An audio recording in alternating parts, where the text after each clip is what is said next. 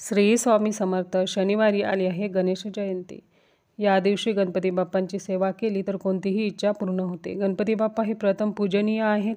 प्रत्येक शुभ कार्यात प्रथम गणपती बाप्पांचे पूजन केले जाते. गणपती बाप्पांना ओलं कुंकू, ओल्या अक्षदा आपल्याला या दिवशी लावायच्या आहेत.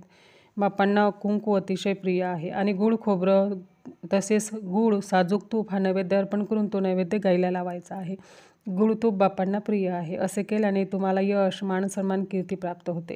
गणपतीला तुळस वाहू नये किंवा नैवेद्यावरही तुळशीपत्र ठेवू नये. तसेच तुम्ही बाप्पांना शक्य असल्यास रोज शमीपत्र वाहा. घरात रिद्धी-सिद्धी नांदतील.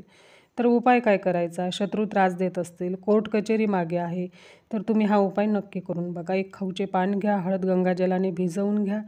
डाळिंबाच्या किंवा आंब्याच्या झाडाची काडी घ्या. त्या काडीने खाऊच्या पानावर स्वस्तिक काढा. हे पान गणपती बाप्पांच्या चरणाशी अर्पण करा. बघा, शत्रूच्या मनात वैरभावना कमी होईल. कोर्ट कचेरीमध्ये